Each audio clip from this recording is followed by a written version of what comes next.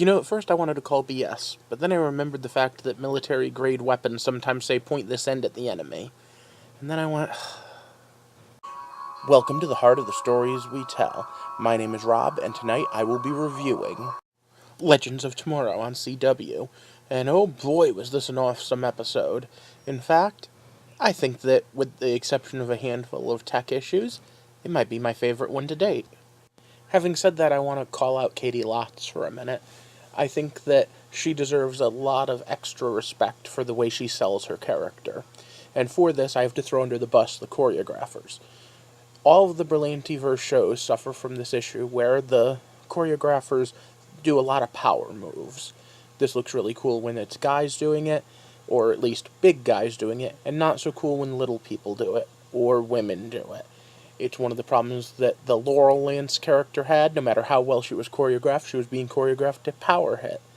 And where, yes, they do occasionally make some throw-ups for that, and we'll get into that in the spoiler territory, I will say Katie Lotz does a lot to portray the fact that she has power and grace, and sell those maneuvers that a lot of actresses wouldn't be able to. Now, before you start typing away in those comments, I will say that Cassidy did a great job as Laurel Lance, and I was very sorry to see her go, and that is a very sore subject for a lot of us fans. However, Katie Lotz is definitely the most powerful and badass of the three Canaries we've seen. So once again, it's stop. Spoiler time. So in the aftermath of the Justice Society storyline ending, I was wondering how they were going to keep Vixen on the team.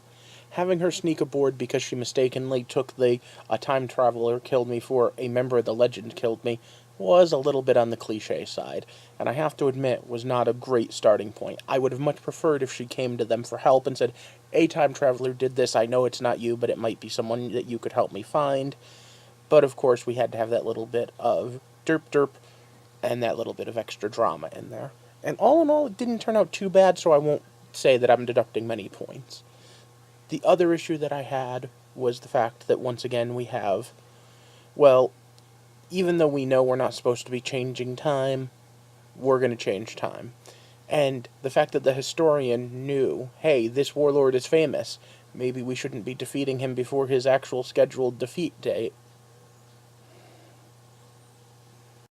The second part of that, with the performance anxiety of Commander Steel, Citizen Steel, Just Steel, was a little bit formulaic as well. Not quite up to snuff of where I'm expecting the Brillantiverse shows to be. However, having said that, everything else about this episode rocked! And I want to switch gears and talk about the Atom for a minute. By destroying the Atom suit that was really much more of an Iron Man suit, they have opened the door to letting him make the belt. And I think the belt would be the best thing Legends could do. A belt that lets him shrink, maybe one or two small little tech gadgets, but no Iron Man armor. Just Ray Palmer, the Atom that we all know and love from the comics. The only reason I'm a little hesitant to believe that that's where they're going, and I do think it's where they should go, is the crossover promotion stuff they've done. It looks to me like he's got his armor back in time for the mid-season break. Rory/Heatwave is really growing on me with his bad guy with a heart of gold attitude. Although I have to say, the ninja stuff was hysterical. I mean, especially at the end with the ninja star. Hey, I've got proof that I met a real ninja. However, ninja stuff leads us back to Ra's al Ghul, and by way of Ra's al Ghul, back to Sarah.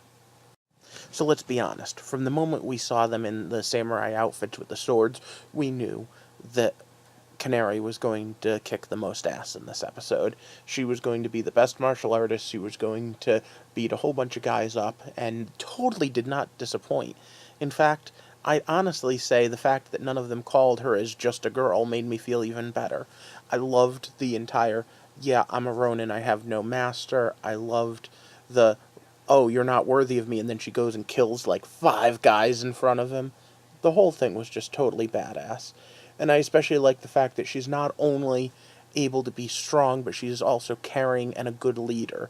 She is by far the superhero to watch on this show.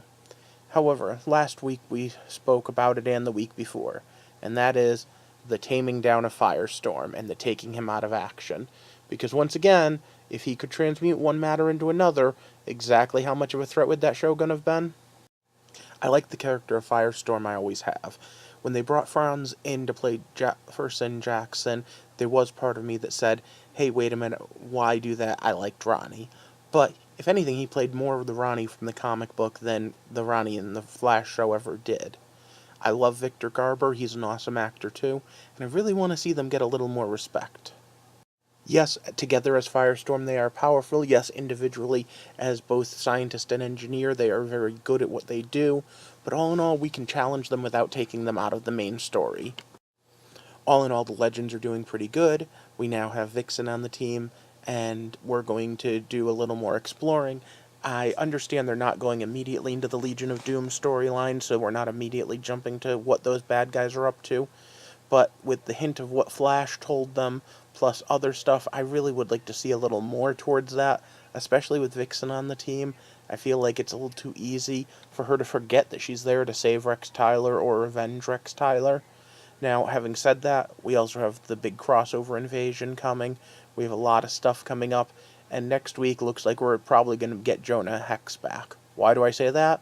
Because Civil War is totally Jonah Hex territory. So for now, I need you to like, subscribe, and share this video so that we can grow this community, and then join me back here next time as we take a walk through the heart of the stories we tell. Thanks for watching.